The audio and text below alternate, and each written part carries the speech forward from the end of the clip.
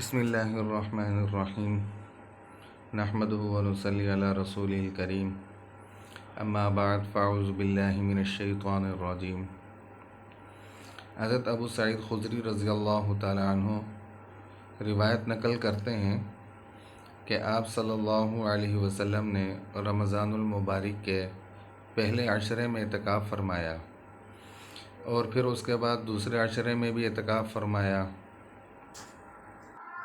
آپ صلی اللہ علیہ وسلم ترکی خیمے میں اعتکاف فرمایا کرتے تھے۔ آپ صلی اللہ علیہ وسلم نے ترکی خیمے سے اپنا سر باہر نکال کر ارشاد فرمایا کہ میں نے پہلے عشرے کا اعتکاف شب قدر کی تلاش کے لیے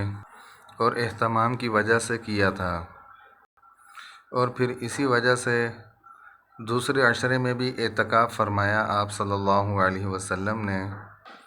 پھر مجھے کسی بتلانے والے یعنی فرشتے نے بتلایا کہ وہ رات اخیر عشرے میں ہے، لہٰذا جو لوگ میرے ساتھ اعتکاف کر رہے ہیں وہ اخیر عشرے کا بھی اعتکاف کریں۔ آپ صلی اللہ علیہ وسلم نے فرمایا کہ یہ رات مجھے دکھلا دی گئی تھی، لیکن یہ رات دکھلانے کے بعد پھر مجھے بلا دی گئی۔ آپ صلی اللہ علیہ وسلم نے فرمایا کہ اس رات کی علامت یہ ہے کہ اس رات کے بعد کی صبح میں کیچڑ میں سجدہ کرتے دیکھا ہے، لہٰذا اب اس کو جو ہے اخیر عشرے کی طاق راتوں میں تلاش کرو۔ راوی کہتے ہیں کہ اس رات جو ہے وہ بارش ہوئی اور یہ کہ مسجد جو ہے وہ چھپر کی تھی، جس کی وجہ سے اس مسجد کی چھت جو ہے وہ ٹپکی، اور آپ صلی اللہ علیہ وسلم نماز کی حالت میں جب سجدے میں گئے تو آپ صلی اللہ علیہ وسلم کی پیشانی مبارک پر جو ہے، کیونکہ مسجدیں کچی ہوا کرتی تھیں جس کی وجہ سے نیچے کیچڑ ہو گیا اوپر چھت کے ٹپکنے کی وجہ سے، تو آپ صلی اللہ علیہ وسلم نے اپنے آپ کو جو ہے وہ کیچڑ کے اندر سجدہ کرتے پایا، یعنی آپ صلی اللہ علیہ وسلم کی پیشانی مبارک پر جو ہے بارش کی وجہ سے جو ہے وہ کیچڑ لگ گیا تھا۔ اور راوی نے بتایا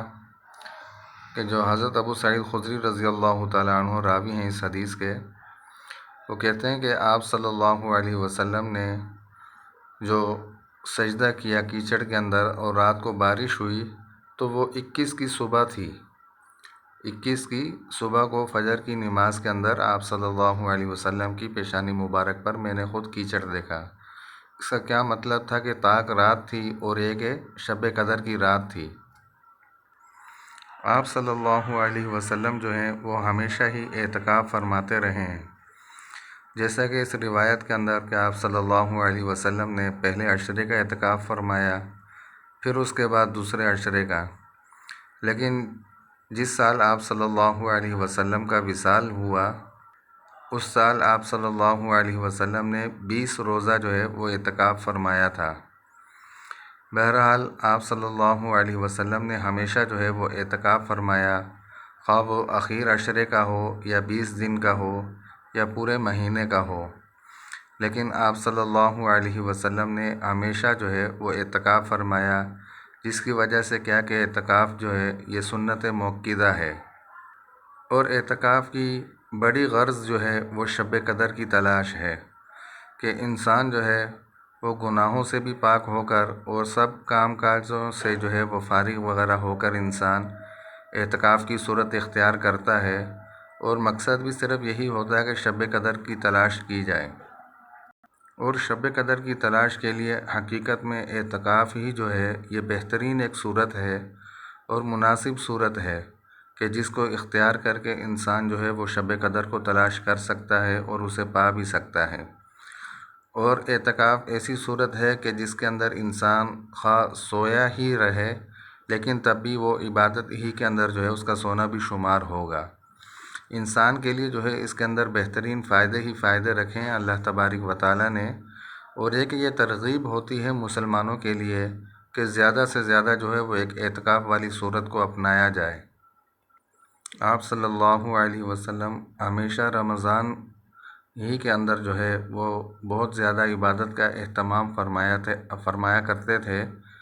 لیکن اخیر عشرے کے اندر جو ہے وہ کوئی حد نہیں رہتی تھی آپ صلی اللہ علیہ وسلم کی عبادت کے اندر۔ آپ صلی اللہ علیہ وسلم خود بھی جاگتے تھے اور یہ کہ اپنے گھر کے لوگوں کو بھی جگاتے تھے اخیر عشرے کے اندر۔